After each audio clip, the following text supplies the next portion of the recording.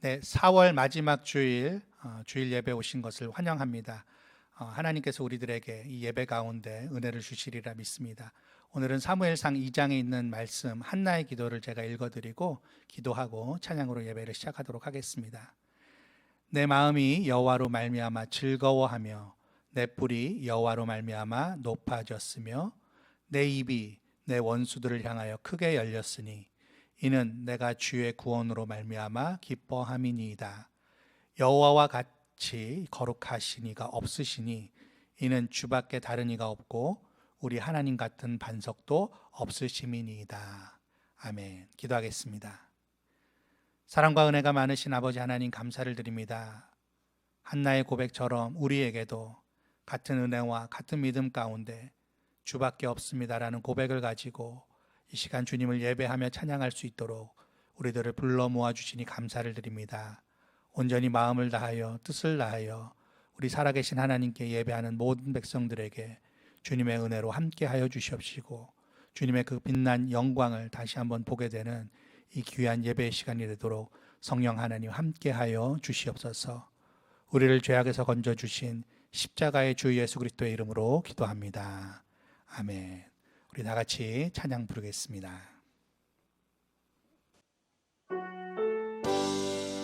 그 무엇과도 바꿀 수 없는 그 주님을 생각하면서 함께 우리의 마음의 고백을 주님 앞에 다 드리도록 하겠습니다.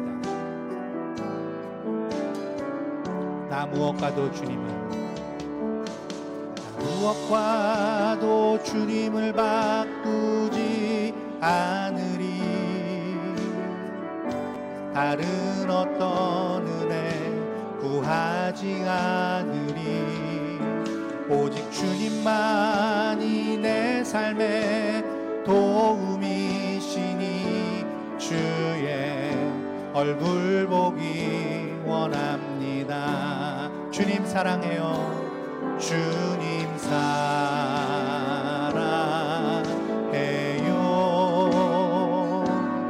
온 맘과 정성 다해 하나님의 신실한 친구 되기 원합니다. 다시 한번 고백합니다. 나 무엇과도 주님을 바꾸지 않으리. 다른 어떤 은혜 구하지 않으리. 오직 주님만이 내 삶의 도움이시니 주의 얼굴 보기 원합니다. 주님 사랑해요. 주님 사랑해요.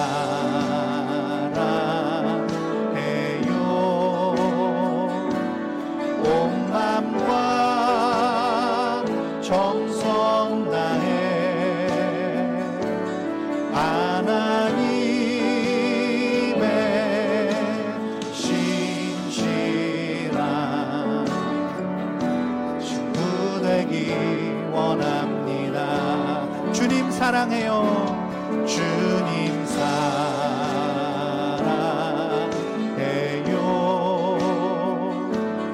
온 맘과 정성 다해 하나님의 신실한 친구 되기 원합니다.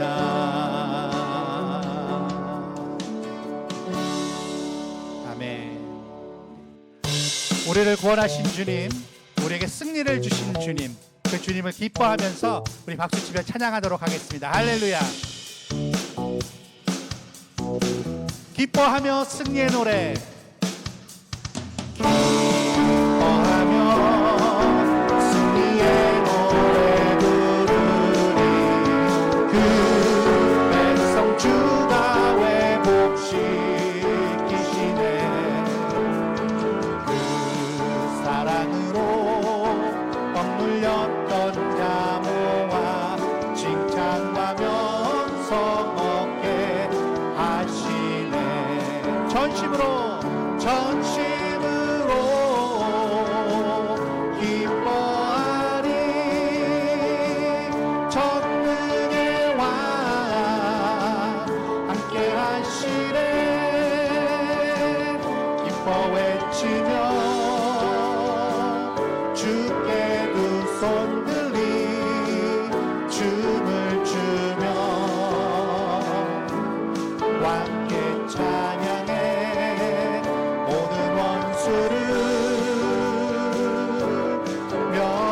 멸하신 주님 전능의 왕 함께 하시네. 할렐루야.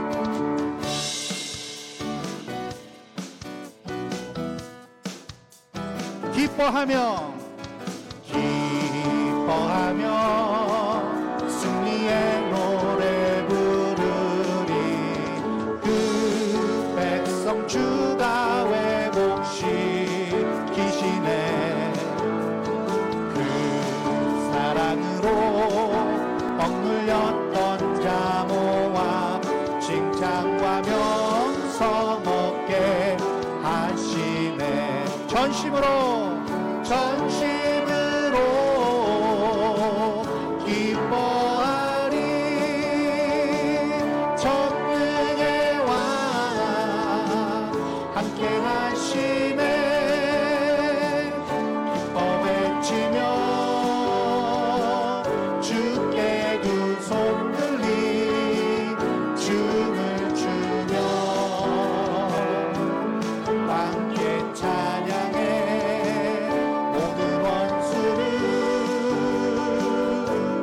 멸하신 주님 전능의 왕 함께 하시네. 전능의 왕 함께 하시네. 아멘. 우리의 기도를 들으시는 주님, 우리가 마음과 뜻을 다해서 주님 앞에 아뢰는 마음으로 그러한 자세를 가지고 이 고백을 함께 드리도록 하겠습니다. 너 예수께 조용히 나와. 예수께 조용히 나가. 내 모든 짐 내려놓고 주 십자가 사랑을 믿어 죄사함을 너 받으라. 주 예수께 조용히 나가. 내 마음을 쏟아놓으라. 늘은 미리 보시는 주님 그 은혜를 베푸시니. 주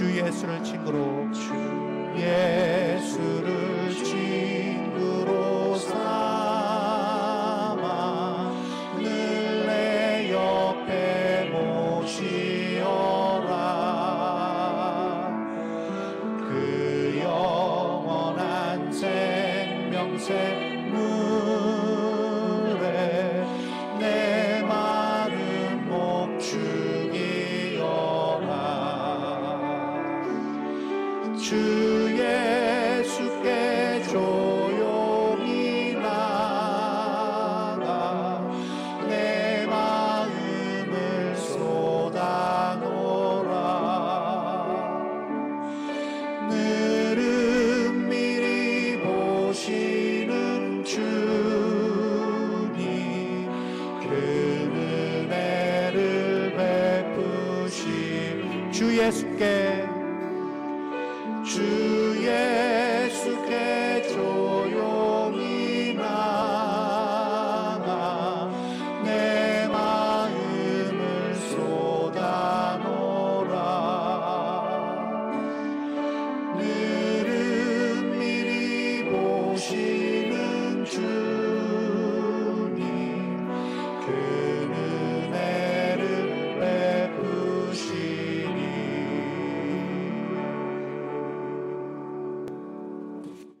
사도신경으로 신앙고백 드리겠습니다.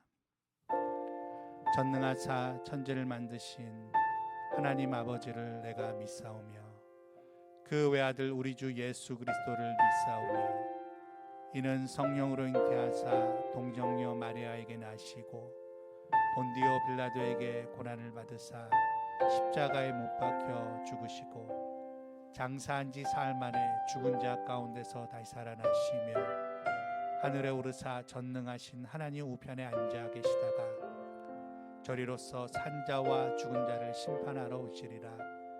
성령을 믿사오며 거룩한 공회와 성도가 서로 교통하는 것과 죄를 사여 주시는 것과 몸이 다시 사는 것과 영원히 사는 것을 믿사옵나이다. 아멘.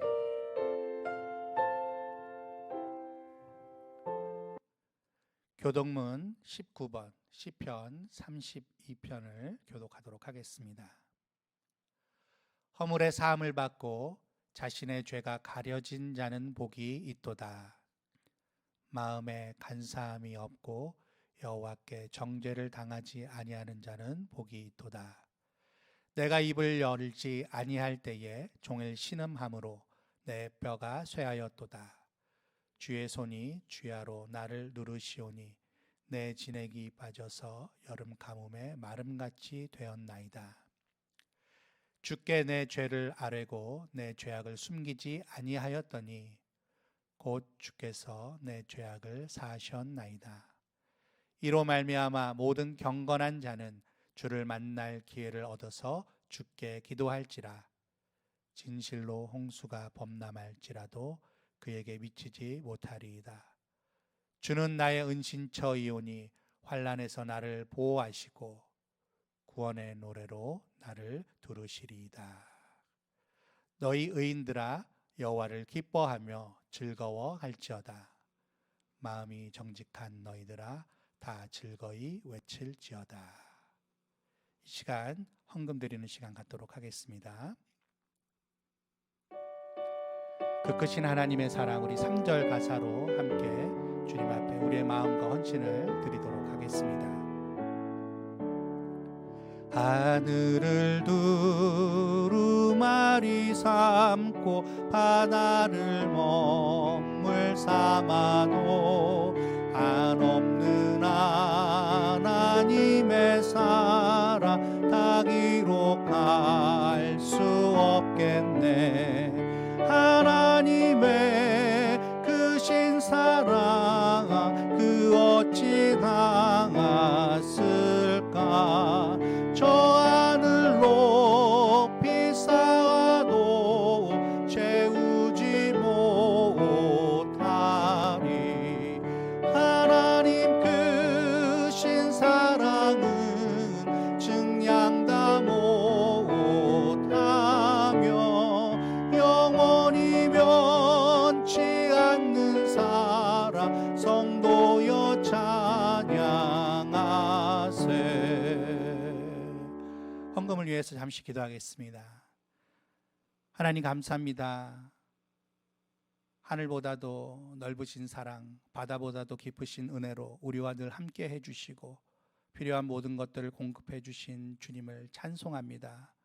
하나님께서 우리의 아버지가 되어주시고 우리의 선한 목자가 되어주심을 늘 의지하며 믿으며 살아갈 수 있는 저희들에게 인도하여 주시옵소서.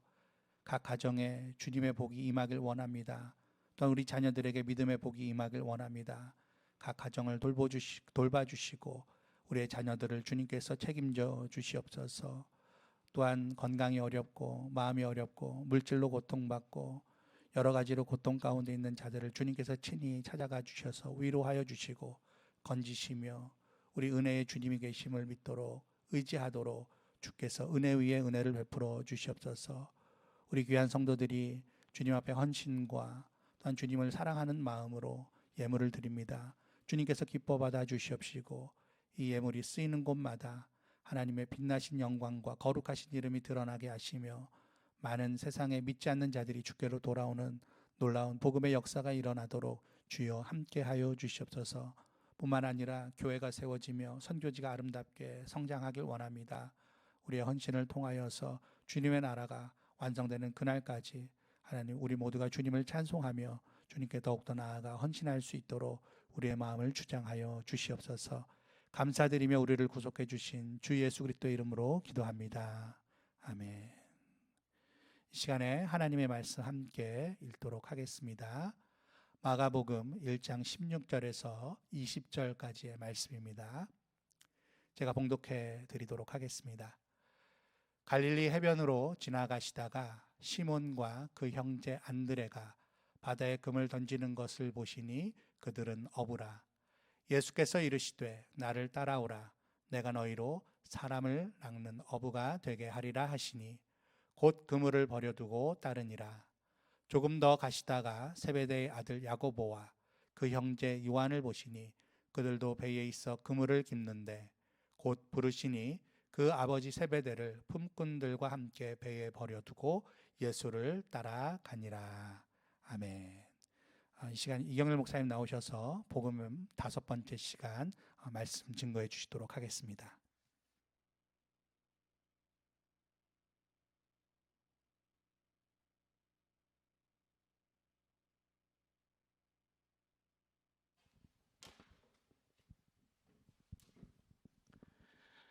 우리 잠깐 기도하겠습니다. 하나님 우리 아버지 은혜 감사합니다. 오늘 저희들이 주의 말씀 앞에 섭니다. 이 땅의 말씀으로 찾아오신 주님, 저희들에게 말씀하시고 저희 모두가 주의 음성을 듣는 복된 시간 되게 하여 주시옵소서. 예수님의 이름으로 기도하옵나이다.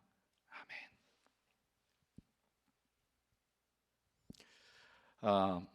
제가 16년쯤 전이죠. 새소망교회 처음 이제 부임했을 때 한 장로님께서 저에게 이렇게 물어보셨어요. 목사님에게 절대 필요한,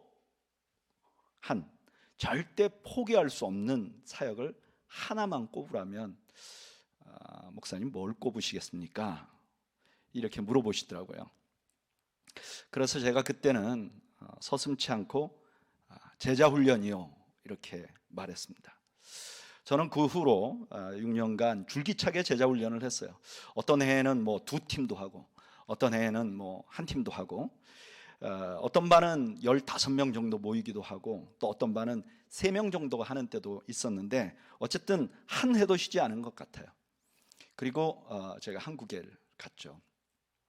한국에서 10년 동안 사역하면서도 매해 한 번도 제자훈련을 쉰 적은 없습니다. 어떤 분이 이런 얘기를 해요. 목사님, 교인이 한 300명 되기도 하고 1500명 정도 되는 그런 교회를 목회하는 목사님이 성도 뭐 몇 명과 일주일에 한 번씩 꼭 만나고 그분들의 이야기를 듣고 그분들하고 함께 기도하고 이렇게 하는 것이 정말 효율적입니까? 이런 질문을 합니다. 근데 저는 이것이 효율의 문제가 아니라고 생각합니다. 이거는 제자훈련은 저의 사역의 본질이라고 생각을 합니다. 오늘 본문은 왜 제가 그렇게 제자훈련을 제 사역의 본질이라고 생각하는지 알려주는 본문입니다. 오늘 본문을 좀 볼까요? 오늘 본문은요, 예수님께서 본격적으로 사역을 시작하는 장면입니다. 예수님께서 갈릴리 지역으로 가셔서 복음을 전하셨다고 말씀하세요. 그리고 나서 그 다음에 그 예수님께서 복음을 전한 그 복음의 내용이 무엇인지를 15절이 설명을 해 줍니다. 우리 다 같이 마가복음 1장 15절 말씀 한번 읽어볼까요? 제가 읽어보겠습니다. 이르시되 때가 찼고 하나님의 나라가 가까웠으니 회개하고 복음을 믿으라 하시니라. 여러분, 이게 예수님의 첫 번째 설교였어요. 이 예수님의 첫 번째 설교는요, 이렇게 둘로 나눠 볼 수 있어요. 첫째는 상황에 대한 이야기를 예수님 먼저 하십니다. 그 상황이 뭐냐? 때가 찼다. 하나님의 나라가 가까웠다. 사실 어떻게 보면 이 두 말은 똑같은 말이에요. 그런데 똑같은 말을 반복하는 것은 유대인들에게 강조하는 것입니다. 그러니까 예수님께서 지금 하나님의 나라가 가까웠다고 말씀하는 거예요. 그러면 예수님이 말씀하신 하나님의 나라는 무엇일까? 유대인들에게 나라는요, 주로 통치권을 의미합니다. 그러니까 하나님의 나라라고 하면 하나님이 통치하시는 나라라는 뜻이죠. 하나님이 직접 통치하시는 곳이라는 의미가 있는 것이죠. 그런데 이 하나님 나라가 가까웠다 하는 것은 유대인들에게 너무너무 기쁜 소식이에요. 왜냐하면 이 하나님의 나라가 이 땅에 임하면, 하나님의 통치가 이 땅에 임하면 로마인들에게는 심판의 날이 될 거예요. 그런데 반대로 유대인들에게는 회복의 날이 될 것이에요. 이분들이 왜 이렇게 생각했는가? 왜냐하면 이분들은 하나님의 나라, 즉 하나님께서 이 땅에 통치하실 때 유대인의 왕으로서 통치하신다고 믿었어요. 유대 땅의 왕으로 오셔서 그 다음에 유대 땅에서 온 세상을 다스린다고 생각했어요. 유대인들은 하나님의 통치를 좀 축소시킨 거죠. 하나님의 통치를 축소시킨 결과 유대인들에게는 회복의 시간이지만 로마인들에게는 심판의 날이라고 착각을 했던 것이죠. 그런데 예수님께서 생각하시는 하나님의 나라는 좀 달랐어요. 어떻게 달랐는가? 누가복음 11장 30절 우리 한번 읽어볼까요? 누가복음 11장 30절. 요나가 니느웨 사람들에게 표적이 됨과 같이 인자도 이 세대에 그러하리라. 그리고 31절 이렇게 말해요. 심판 때에 남방의 여왕이 일어나 이 세대 사람들을 정죄하리니. 심판이 됐는데 이방인인 남방의 여왕이 오히려 이 세대 사람, 지금 유대인들을 심판한다는 거예요. 그리고 32절에는 또 이렇게 말합니다. 심판 때는 니느웨 사람들이 일어나 이 세대 사람을 정죄할 것이다. 이방인들이 일어나서 정죄한다는 거예요. 지금 예수님께서는 하나님의 나라가 이 땅에 임하면 우리 모두가 심판대 앞에 서게 된다고 말씀하시는 거예요. 왜냐하면 하나님은 유대인만의 하나님이 아니세요. 하나님은 온 세상의 왕이세요. 그렇기 때문에 하나님이 이 땅에 임하시면 죄인들은 모두 심판을 받아야 합니다. 유대인들도 예외가 아니에요. 그래서 예수님께서는 예수님의 설교에서 첫 부분은 상황, 배경을 설명하고 그 다음에 그 메시지의 핵심을 말합니다. 그 핵심은 뭐냐? 회개하고 복음을 믿으라는 거예요. 하나님의 심판대 앞에 서면 누구나 죄인이에요. 그래서 하나님의 진노를 받을 수밖에 없어요. 그래서 회개하지 않으면 진노를 피할 수 없는 거예요. 그러니까 예수님께서 회개하라고 말한 거예요. 예수님은 본격적으로 사역하면서 이 메시지를 전했어요. 하나님의 나라가 가까웠다. 하나님의 진노가 가까웠다. 심판이 가까웠다. 그러니까 여러분 회개하세요. 그리고 복음을 믿으세요. 강력한 메시지를 전합니다. 그런데 그 다음 장면을 보면요, 좀 이해가 안 돼요. 예수님이 한가롭게 갈릴리 해변을 거니세요. 그리고 베드로와 안드레가 고기 잡는 걸 보세요. 그리고 요한과 야고보가 그물 깃는 것을 보세요. 이거 좀 도대체 좀 잘 안 맞는 것 같아요. 그런데 구약을 조금이라도 아는 사람들이라면 이 갈릴리 고기 잡는 장면을 보면서 소름 끼치는 상상을 하게 됩니다. 아모스서 4장 2절을 우리 한번 찾아서 읽어볼까요?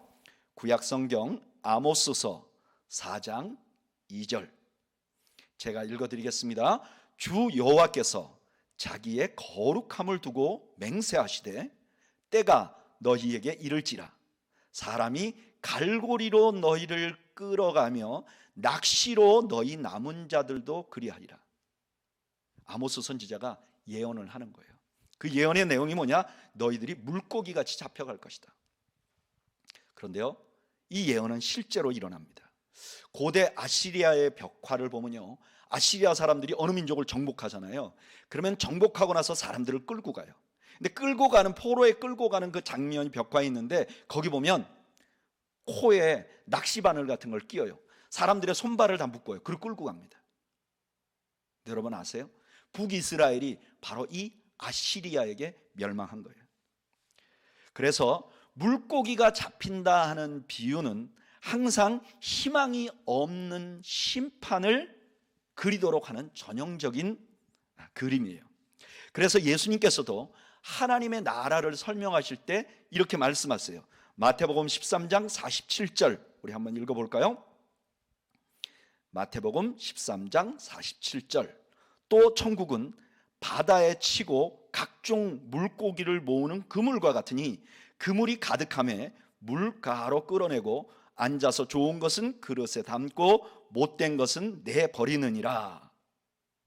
예수님께서는 물고기 잡는 것을 마지막 심판의 날로 이렇게 비유하는 것입니다. 그러면 여러분, 예수님께서 말씀하신 하나님 나라가 가까웠다, 그리고 회개하라, 이 메시지와 예수님께서 갈릴리를 거니시는 것은 뭔가 유사한 메시지를 우리에게 주고 있어요. 그러면 이 첫 번째 예수님께서 하신 설교와 그 다음의 모습은 우리에게 어떤 메시지를 주고 있나요? 저를 따라하시죠. 복음은 심판과 진노를 배경으로 하고 있습니다. 여러분, 오늘 본문의 예수님의 첫 메시지는요, 복음이라는 것은 심판과 진노를 배경으로 하고 있다는 거예요. 하나님의 나라가 임한다는 것은 심판을 동반해요. 그래서 하나님의 나라가 가까워진다는 것은 회개해야 될 필요성을 주는 거예요. 회개는 자기가 죄인인 것을 인정하는 것으로부터 시작합니다. 이렇게 자기가 죄인인 것을 인정해야 복음이 기쁜 소식이 되는 거예요. 회개와 복음은 이렇게 짝을 이루어 일어나는 거예요. 그래서 역사적으로 보면 복음의 부흥이 일어난 곳에는 반드시 그 전에 회개의 운동이 있었어요. 여러분, 그 대표적인 것이 바로 한국의 평양 대부흥 운동입니다. 평양 대부흥 운동은요, 세계 교회사에서 유례가 없는 부흥 운동이에요. 그런데 이 부흥 운동이 일어나기 전에 그 한국 교회 상황은 너무너무 어려웠어요. 선교사들이 막 복음을 전해서 교회가 세워져 나갑니다. 그래서 한편으로는 교회가 조금씩 성장해 나가는데요, 교회 안에 상처가 가득한 거예요. 한국 사람들은 예수님을 믿는다고 하면서 변화되질 않는 거예요. 거짓말도 그대로 하고 나쁜 짓을 그대로 하는 거예요. 그리고는 아직 준비가 안 됐는데 한국 사람들에게 이 교회를 움직이는 정권을 주지 않는다고 끊임없이 선교사들에게 불평하는 거예요. 그러니까 선교사님들이 낙심을 했어요. 야, 이거 어떻게 하는가? 그래서 선교사님들이 처음에는 정말 보람을 갖고 조선 땅에 왔지만 점점 낙심했어요. 그래서 선교사님들이 결국은 몇 명이 모여서 우리가 성경 공부라도 하자, 그러면서 성경을 공부하기 시작하는데, 그 중에 어떤 선교사님이 우리가 조선인들에 대해서 불만을 갖고 저들이 우리를 존경하고 따르지 않는 것에 관해서, 그리고 저들이 변화되지 않는 것에 대해서 낙심을 했는데, 가만히 보니까 내가 한국 백성을 사랑하지 않고 있다는 것을 발견했습니다.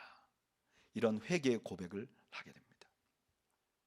이게 원산에서 일어난 성경 공부인데요, 이 공부 후에 선교사님들 사이에서 회개 운동이 일어나게 됩니다. 그리고 이 부흥 운동이 정점에 이르도록 폭발한 것은 바로 길선주 장로님이 평양 장대영 교회에서 부흥 사경회 때 일어나서 공식적으로 자기의 죄를 자복하면서 평양에서 대부흥 운동이 일어나는 거죠. 부흥은 이처럼 회개와 함께 일어나고 복음의 역사는 회개와 함께 일어납니다. 이것은 미국의 역사에도 마찬가지예요. 미국의 제1차 대각성 운동이 일어날 때 그 운동을 시작하도록 했던 밑거름은 조나단 에드워드라는 위대한 설교가에 의해서 시작이 됩니다. 이 조나단 에드워드는요, 설교를 할 때 이렇게 열정적으로 설교하는 분은 아니었다고 그래요. 그냥 자기가 설교 준비해온 것을 차분히 읽었다고 합니다. 그런데 그분의 죄에 대한 설교가 얼마나 강력했는지 조나단 에드워드의 설교를 들으면 그 듣는 사람들이 그냥 뒤에서 벌벌 떨면서 통곡하면서 말씀을 들었다는 거예요. 그리고 회개 운동이 일어나고 미국이 복음으로 변화되는 역사가 일어난 거예요. 그런데 안타까운 것은 지금 많은 교회들이 이것을 잃어버린 것 같습니다. 너무나 많은 교회들이 우리가 얼마나 심각한 하나님의 진노 앞에 있는지를 말하지 않아요. 설교자들이 더 이상 여러분 진노 앞에 있습니다 라고 선포하는 소리를 듣기가 어려워졌어요. 또 가끔 그런 심판을 설교해도 이것을 아주 심각하게 받아들이는 성도들이 그렇게 많지 않습니다. 그냥 괜히 겁주는 것으로 생각해요. 그래서 교회가 점점 우리가 하나님의 진노 앞에 서 있다는 것을 잊어버려 가고 있습니다. 그 결과 교회와 성도가 하나님에 대한 두려움이 없어진 것 같아요. 저는 세상의 많은 종교 중에 기독교가 자신이 믿는 신 앞에서 가장 방자히 행한다고 생각합니다. 겁을 안 내요. 잘 생각해 보세요.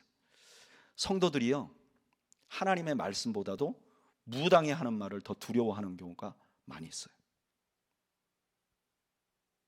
분명히 성도인데 또 성도들이 하나님의 말씀보다는 경제적인 상황을 더 두려워하는 경우가 얼마나 많은지 몰라요.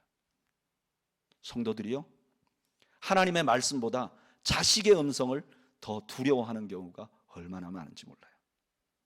이렇게 하나님에 대한 두려움을 잊어버리니까 그 두려움이 없는 것이 삶에서 나타나죠. 그래서 하나님 두려워하지 않고 거짓말을 밥 먹듯이 하는 거예요. 하나님 두려워하지 않고 다른 사람을 판단하는 거예요. 하나님 두려워하지 않고 자기의에 가득 차 있는 거예요. 자기 자신을 하나님 앞에 세우지 않는 거예요. 근데 여러분 아세요?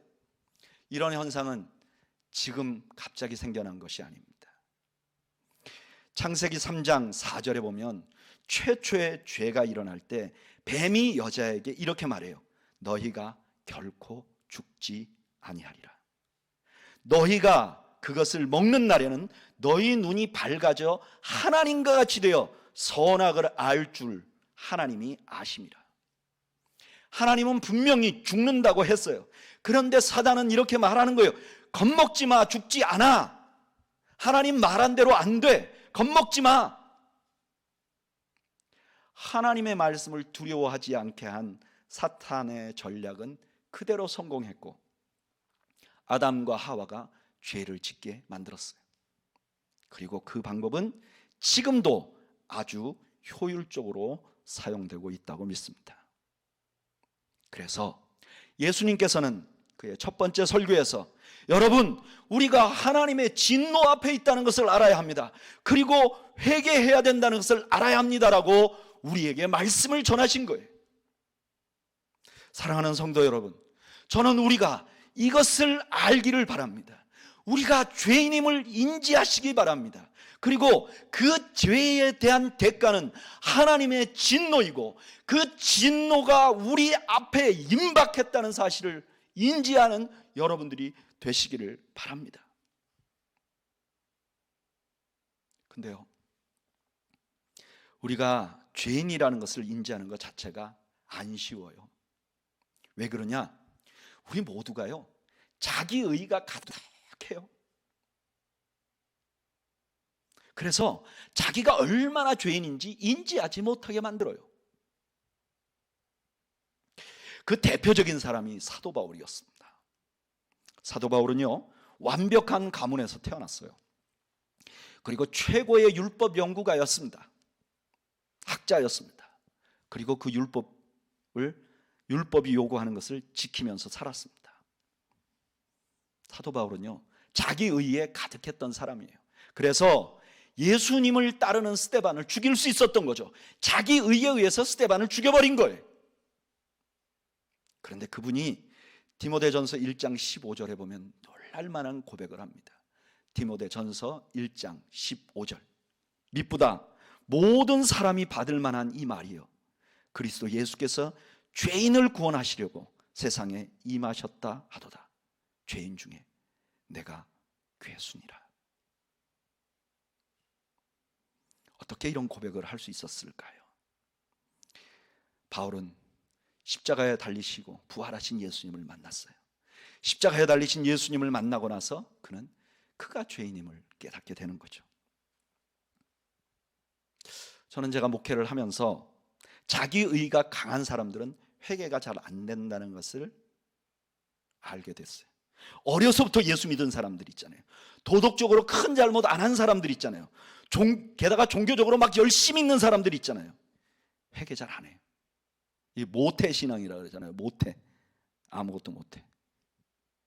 근데 제가 이걸 어떻게 아느냐? 제가 그렇거든요. 제가 모태신앙이죠. 어려서부터 신앙생활 해왔죠. 크게 잘못 안 했죠. 그리고 제가 그래도 나름대로 하나님 앞에 헌신한다고 그러면서 살았죠. 그러니까 저는 어렸을 때 이런 생각이 들었어요. 아니, 내가 잘못했죠. 내가 죄인이죠. 그건 알죠. 그러나 내가 그만큼 뭐 잘못하고 진노 앞에 설 만큼은 아니지요. 그래서 부흥회 때 회개의 시간을 주면 너무 지루한 거예요. 한 회개는 한 1분이나 뭐 한 30초 정도 하면 끝나는데 오랫동안 회개의 기도를 주면 이것 뭐를 해야 될지 모르겠는 거예요. 그리고 오랫동안 회개 기도하는 사람들을 이해를 못했어요. 그런데 십자가를 만나고 나니까 제 뼛속까지 물들어 있는 죄의 영향력을 발견하게 되고 하나님의 진노 앞에 서 있다는 가슴 서늘한 두려움이 있고 이제 나에게 소망이 없다는 사실을 발견하게 되는 것이죠. 저는 어떤 사람이라도 십자가를 만나면 달라진다고 믿습니다. 십자가를 만나면 자기가 얼마나 죄인인지 고백할 수밖에 없다고 믿습니다. 사랑하는 성도 여러분, 저는 여러분들이 십자가 앞에 서는 성도들이 되시기를 축복합니다. 그리고 그 십자가 앞에서 내가 얼마나 죄인이라는 것을 볼 수 있는 여러분들이 되시기를 바랍니다. 그리고 하나님의 진노 앞에 오호라 나는 공고한 자로다, 이 사망의 몸에서 내가 어떻게 벗어날 수 있을까라고 탄식하는 탄식이 여러분들에게 있으시기를 바랍니다. 그래야 우리에게 복음이 되는 것입니다. 복음은 죄를 고백하는 사람들에게 복음이에요. 자기가 의롭다 생각하는 사람들에게 복음은 복음이 아닌 것이죠. 저는 여러분들에게 복음이 포함되는 은혜를 소유하시기를 주님의 이름으로 축복합니다. 하나님의 말씀을 한 단계 더 들어가 볼까요? 그 다음에 예수님께서는 바닷가를 거니시다가 베드로에게 이렇게 말해요. 나를 따라오라. 그리고 이렇게 말해요. 내가 너를 사람을 낚는 어부가 되게 하시리라. 많은 사람들은 이렇게 생각해요. 이거는 베드로에게 사명을 주는 말씀이다. 맞아요. 이 말씀은 베드로에게 사명을 주는 말씀이에요. 그러나 조금만 더 생각해 보면요, 이것은 베드로에게 사명을 주는 말씀인가 동시에 예수님이 이 땅에 오신 목적을 알려주시는 것이기도 해요. 예수님이 이렇게 말하잖아요. 나 따라와. 그러면 내가 너를 사람 낚는 어부가 되게 할 거야. 그러니까 네가 닮은 내가 누구냐? 사람 낚는 사람이야. 나는 이 땅에 사람을 살리러 온 것이야. 이렇게 말씀하고 있는 거예요.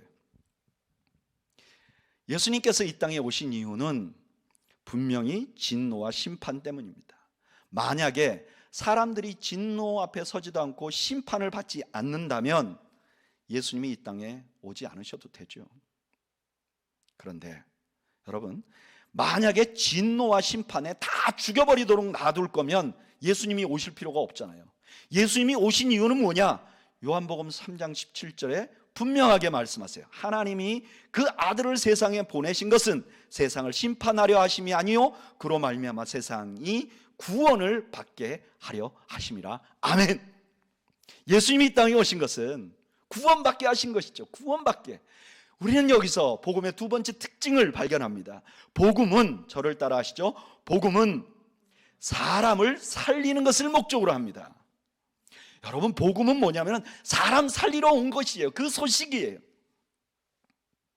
저는 이 말씀 앞에서 우리 교회를 돌아보기를 바랍니다. 우리 교회 목적은 무엇인가요? 그레이스밸리 교회는 왜 설립됐나요? 우리가 무슨 원인으로 설립을 했든 지금 무엇을 기대하든 그 모든 기대에 앞서 우선되는 사명이 있습니다.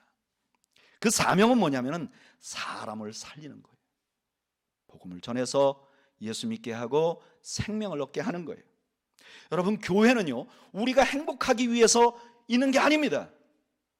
교회에선 여러 가지 일이 일어나요. 봉사도 해요. 교육도 해요. 교제도 해요.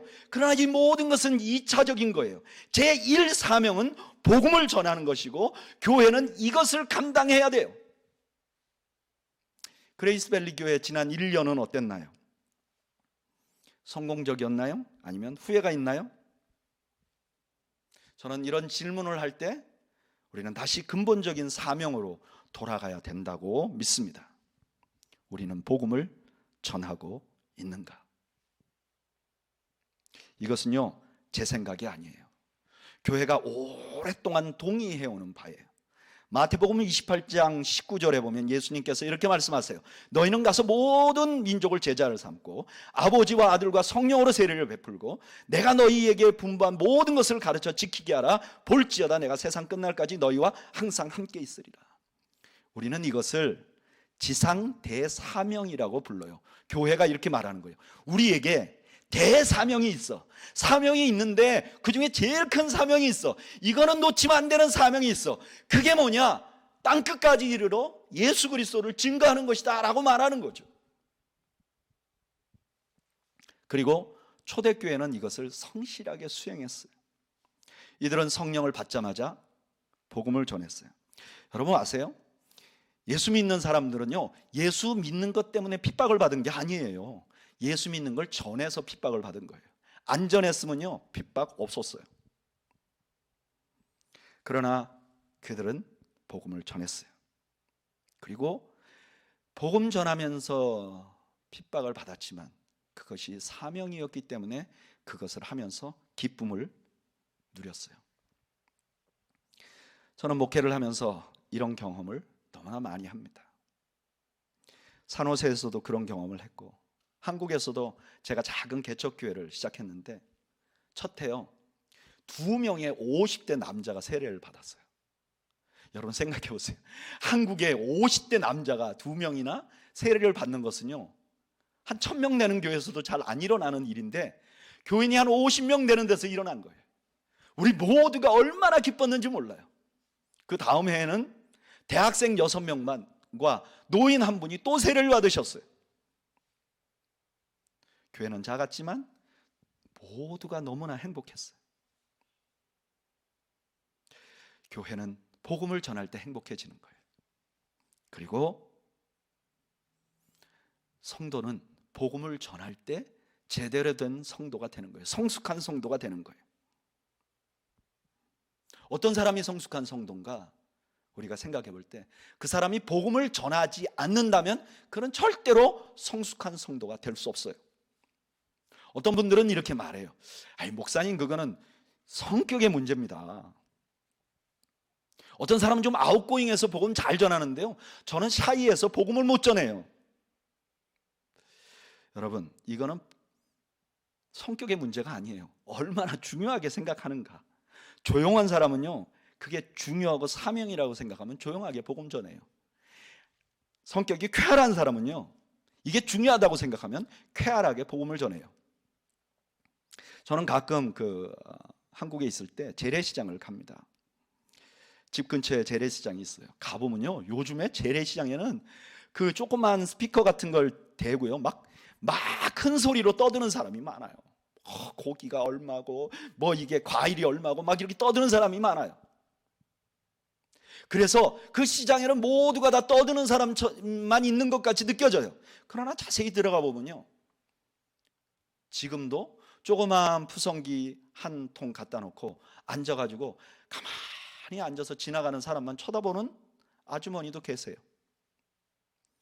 점잖게 장사하고 있는 그릇가게 아저씨도 있어요. 그 사람이 쾌활한 사람이건 그 사람이 조용한 사람이건 장사합니다. 왜? 그렇게 해야 살 수 있기 때문에. 성격의 문제가 아니죠. 살아야 하니까 장사하는 거죠. 복음 전하는 사명도 마찬가지예요. 해야 하니까 해야 하는 것입니다. 이것은 절대적인 것입니다. 이렇게 우리가 복음을 전하잖아요. 그러면 이것이 하나님이 주신 사명이기 때문에 우리 안에 영적인 기쁨이 계속 일어나요. 이건 복음 전해본 사람들은 다 알아요. 저는 그레이스밸리 교회가 이 복음 전하는 데 매진하는 교회가 되기를 바라고 지금 예배를 드리는 성도들 모두가 복음을 전하는 성도들이 되기를 바라요. 그래서 우리가 성숙해지고 우리 안에 기쁨이 생기는 그런 성도들이 되시기를 축복합니다. 예수님께서 우리가 진노 앞에 서 있고 우리가 가진 사명은 복음을 전하는 것이라고 하는 것을, 그래서 그분들을 그 진노에서 건져내게 하는 것이라는 것을 말씀하셨어요. 근데 오늘 본문은 복음에 대해서 또 다른 아주 중요한 메시지를 우리에게 하나 더 주고 있습니다. 한 걸음 더 나가볼까요? 오늘 본문에 보면 예수님께서는 그 예수님이 원하시는 생명을 살리는 일을 위해서 제자를 부르세요. 이것은 예수님이 앞으로 복음을 전하기 위해 어떤 방법을 사용하실는지를 보여주는 장면이에요. 예수님은요, 이 지금 부른 제자를 방치하지 않았어요. 이 제자들과 3년간 시간을 투자하면서 이분들과 시간을 보내요. 그리고 그 제자들이 이 사명을 감당하도록 만들어요. 이거요, 어떻게 보면 굉장히 비효율적인 것 같아요. 여러분, 이 제자들을 만드는 거, 이거 결과가 얼마나 느리게 나오는지 모릅니다. 예수님은요, 3년간 이분들을 데리고 다녔어요. 그런데 아세요? 3년 지나서 예수님 십자가 달리기 바로 직전까지 제자들이요, 누가 높은지 싸워요. 그리고 실패 확률도 있습니다. 아시죠? 예수님의 이 제자 중에 한 명, 3년간이나 같이 따라다닌 한 명이 예수님을 배반한 거죠. 그런데도 예수님은 이 방법을 선택하셨죠. 그리고 예수님의 제자들도 이 방법대로 그대로 하신 것이죠. 제자들은 복음을 증거하기 위해서 자기들도 또 제자를 삼아요.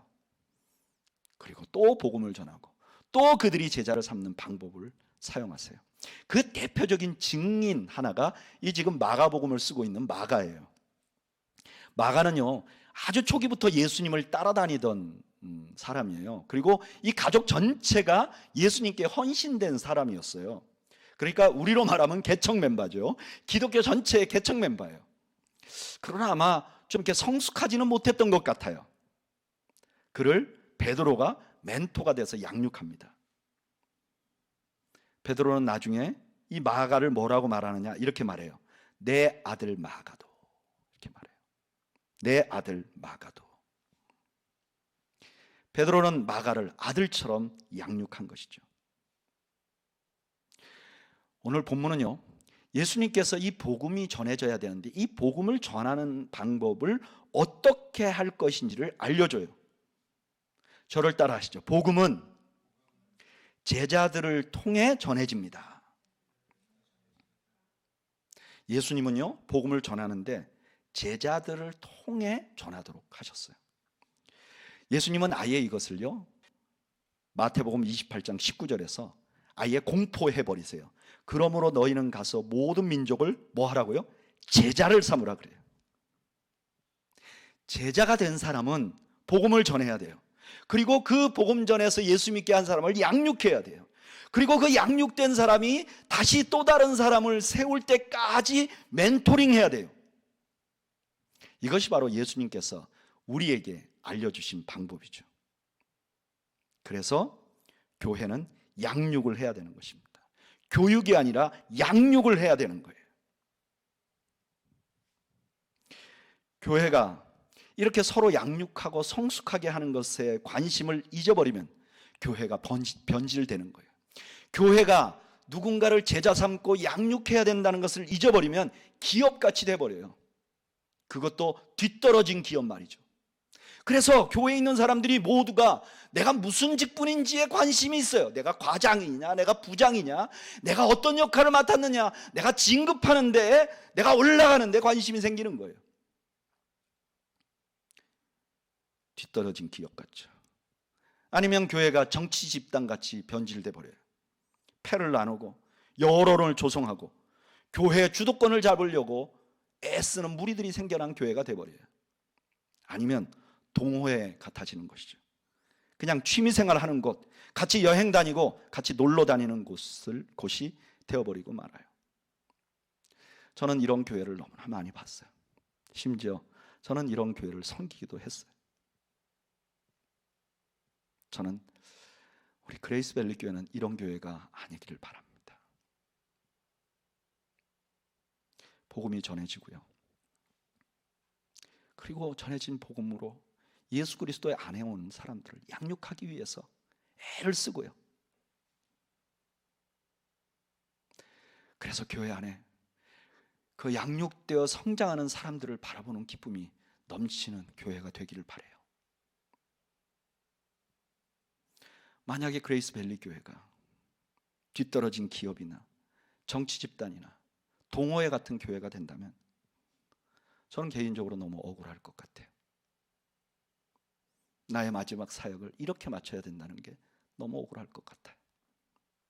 또 뿐만 아니라 우리 교회 성도들에게는 너무나 불행한 일입니다. 정말 결단하고 오신 여러분들에게 너무너무 불행한 일이에요.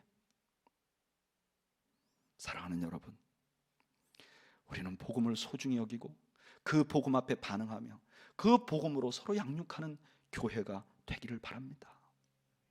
그러다 보면 우리가 부수적으로 얻는 유익이 있어요.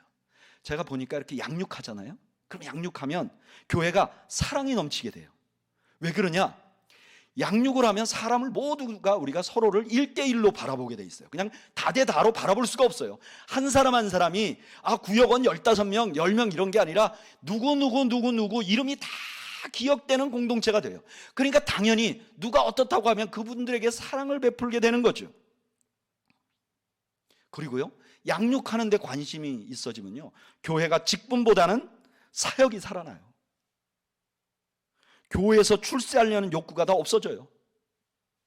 그냥 누군가가 섬겨져서 자라나는 것을 보면서 기뻐하는 그런 교회가 돼요.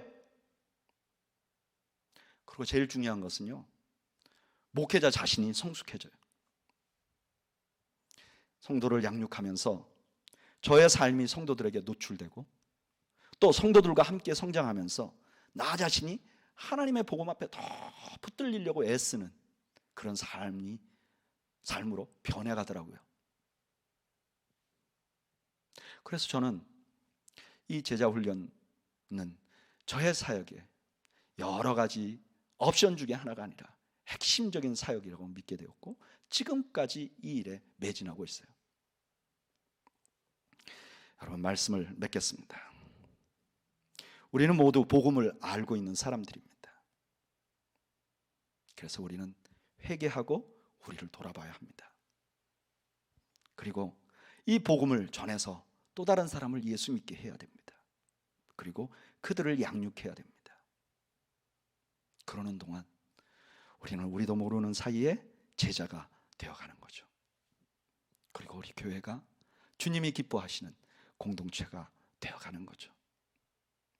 저는 우리가 그런 꿈을 꾸는 교회가 되기를 바랍니다. 우리 잠시 한번 묵상으로 좀 기도해 볼까요? 오늘 말씀을 돌아보면서 나는 십자가 앞에 선 적이 있는가?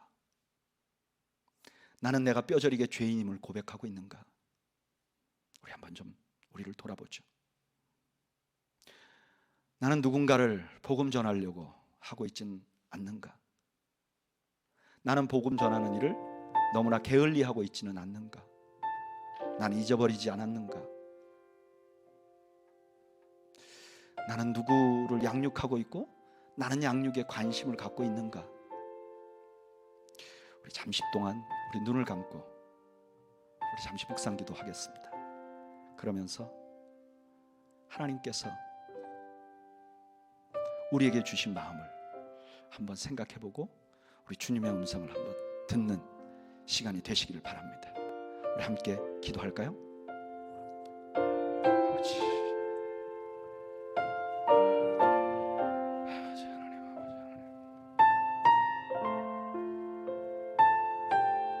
하나님 주께서 들어주시오.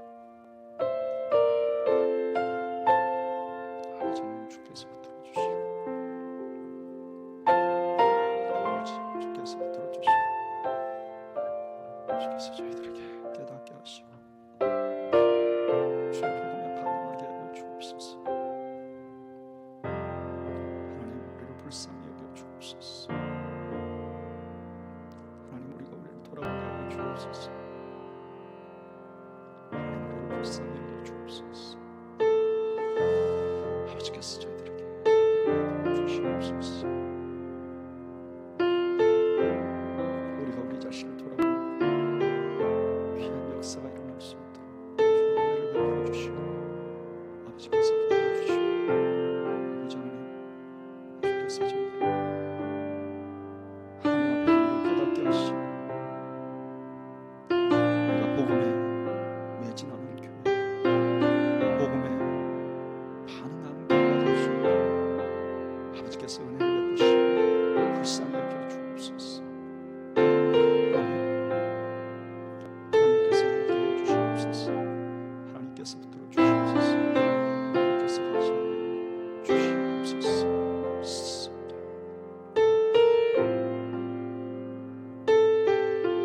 이제는 우리 주님 예수 그리스도의 은혜와 하나님 아버지의 그 크신 사랑과 성령님의 함께 하심, 오늘 우리가 회개하며 복음 전하고 또 양육하는 이 주의 귀한 사역을 감당하는 주의 백성들 머리머리 위와 이들의 가정과 우리 교회 위에, 그리고 질병으로 고통하는 온 세상 위에 지금으로부터 영원 무궁토록 함께 있을지어다. 아멘.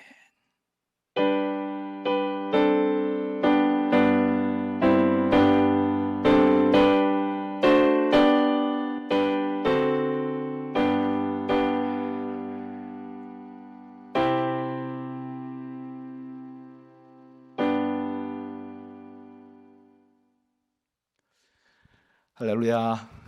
오늘 예배 드리신 여러분들 가정에 하나님의 큰 은혜가 있기를 바랍니다. 계속해서 교회 소식 전하겠습니다. 주보를 참조하시고요. 주일 예배 당분간 계속 이렇게 온라인으로 예배 드리게 될 겁니다. 어린 자녀들도 함께 이렇게 온라인 예배를 드리게 될 텐데 여러분 기억해 주시기를 바라고, 정부에서 특별한 그 발표가 있으면 그 다음에 또 당회가 신속히 모여서 어떻게 예배를 계속하는지 그렇게 광고하겠습니다. 그런 특별한 광고 없는 동안은 온라인 예배가 진행되니까 그렇게 알고 계시면 되겠습니다. 소그룹에 대한 안내 계속되고요. 수요일 성경 공부 계속됩니다. 그런데 이번 주에는 우리 장성호 목사님께서 그리스도 관점으로 구약 읽기, 그 전에 쭉 해오시던 성경 공부인데 이게 다 마치지를 못하셨어요.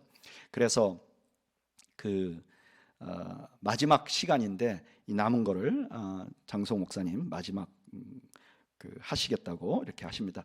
우리 모두 다 관심을 갖고 많은 분들이 좀 참여하면 좋겠어요. 그리스도 관점으로 구약 읽기, 이게 참 너무너무 유익한 주제니까 여러분 많이 참여해 주시기를 바라고요. 주일 온라인 예배 실시하고 있고요. 또 줌으로 온라인 모임하고 있습니다. 주일 예배 직후에 하고 수요일 오후 7시 30분. 그전에는 목요일 날 했었는데요. 이제 저희가 사역자들이 같이 회의를 하면서 우리 PTA의 의견도 묻고, 기왕이면 우리 어른들이 성경 공부하는 시간에 같이 하면 어떻겠냐. 그래서 모두 그렇게 원하는 분들이 많아서 그렇게 변경을 했습니다. 그래서 수요일 날 7시 반에 줌 미팅을 합니다. 여러분 기억해 주시기를 바라고요. 임시 공동의회, 오늘은 임시 공동의회 지난주 광고에 이어서 이제 구체적으로 선거를 어떻게 하는지에 대한 내용이 아주 자세하게 나와 있습니다. 제가 읽어드리겠습니다. 선거하는 방법을 보면요, 어떻게 선거할 거냐 하면요, 지난주에 이미 제시된 그 기준이 있잖아요. 그 기준에 자격이 되는 분들을 당회가 명단을 작성해서 공고합니다. 이거는 공천하는 것과는 다릅니다. 이제 장로교회는 당회가 이런 선거할 때 공천할 수 있어요. 누구누구를 뽑아주십시오. 그런데 저희가 하는 것은 공천은 아니에요. 그냥 피선거 대상자를 공고하는 거예요. 그래서 아마 뽑히는 사람들에 비해서 명단이 굉장히 많아질 거라고 생각을 하고요. 그 다음에 교인들이 당회가 공고한 숫자만큼 사람들에게 1차 투표를 합니다. 그러니까 예를 들면 장로 선거를 할 때 한 사람의 2표씩 행사를 하는 거죠. 당회가 공고한 피선거권자들을 들의 대상으로 해서 2표를 행사하는 거예요. 그런데 만약에 1차 투표에서 3분의 2를 얻으면 그냥 선출됩니다. 그건 누구든지요. 근데 이렇게 되는 경우가 있잖아요. 1차 투표에서 3분의 2가 넘는 사람이 미리 공부한 숫자보다 많은 경우가 생겨요. 예를 들면 장로를 2명을 뽑으려고 했는데 1차 투표에서 3명이 3분의 2가 넘는다. 그러면 3명 다 피택되는 것으로 하기로 했어요. 이게 저희가 보니까 확률상 가능하더라고요. 확률상 가능해서 만약에 원하는 숫자보다 더 많은 분들이 그 1차 투표에서 3분의 2가 넘으면 그분들도 피택이 되는 걸로. 그리고 1차 투표에서 남은 피택자 숫자가 있으면 다수 득표 순으로 1배수 추천해서 2차 투표를 해요. 그러니까 1배수 추천한다는 건 이런 뜻이죠. 장로 투표의 경우 1차에 1명이 되고 그 다음에 다수 득표자 1명을 2차 투표에 추천하는 거예요. 그래서 그분에게 2차 투표를 해서 그분이 3분의 2를 넘으면 이제 당선이 되는 겁니다. 그런데 만약에 피택자의 남은 숫자가 다수 득표자로 2차 투표를 추천할 경우 다수 득표자가 동수일 때가 생길 수 있잖아요. 그러니까 예를 들면 5명 투표를 했는데 1명은 1차 그 투표가 됐는데 나머지 2사람이 동수예요. 그런데 원래는 1명만 올려야 되는데 만약에 2명이 동률이 되면 2명을 추천해요. 그러면 결과적으로 2배수 추천이 되게 되고 2명을 놓고 성도들은 1표만 행사하게 됩니다. 그리고 3분의 2가 넘는 분이 되고 만약에 2차 투표에서 3분의 2를 못 넘으면 되기가 이제 안 되는 걸로 되는 겁니다. 그리고 모든 선거는 2차 투표에서 마무리할 거고요. 그리고 특별 시행한 이후에 등록한 안수 집사님이 계신데 이분은 이번 경우만 당회 추천으로 바로 2차 투표에 준하는 가부 투표를 시행해서 3분의 2를 득하면 시무 안수 집사로 시무하도록 합니다.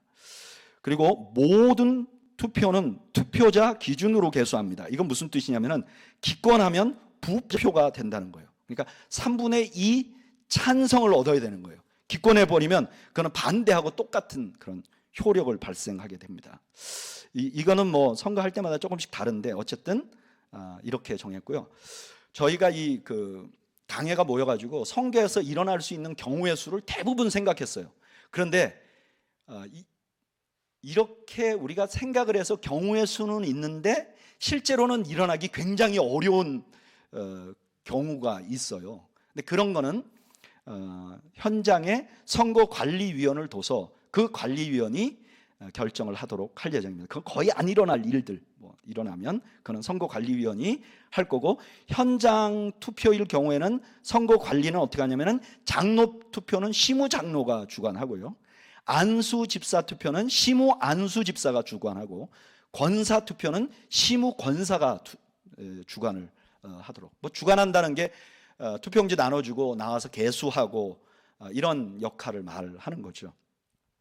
물론 모든 것은 당회가 오버세이 합니다. 그런데 만약에 온라인으로 투표를 하게 되면, 그럴 가능성도 있는데, 그러면 이걸 나누지 않고 한 분, 이제 당회에서 지목한 분들을 이 선거관리위원으로 해서, 왜냐하면 테크니컬한 것도 좀 있기 때문에 그분들이 주도하도록 할 예정입니다.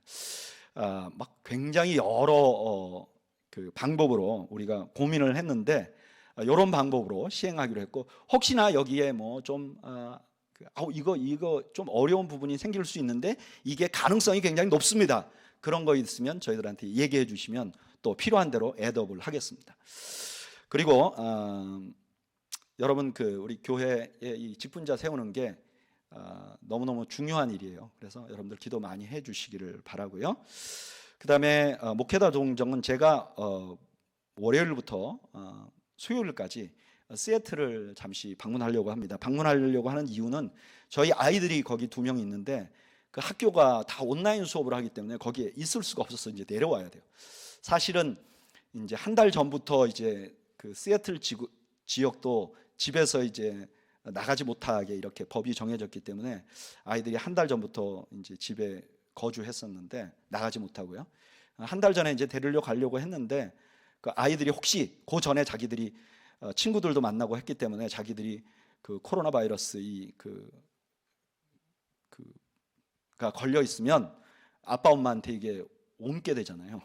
그래서 이게 두렵다고 오지 않겠다고 그래서 지금 한 달을 이제 기다렸어요. 아파트를 한 달 더 계약해야 돼 가지고 한 달 더 기다리고 이제 한 달 지나서 한 달 동안 얘들이 안 아팠다고 그래서 이제 가서 다음 달부터는 그 살고 있는 아파트를 빼야 돼서 저희가 올라가서 데리고 오게 됩니다. 중간에도 이제 가능하면 쉬지 않으려고 아침에 새벽에 일찍 출발해서 한 12시간에서 14시간 정도 시애틀을 바로 갔다가 아이들 있는 집에서 자고 좀 하루 쉬고 그 다음 날 또 하루 종일 운전해서 내려오려고 합니다.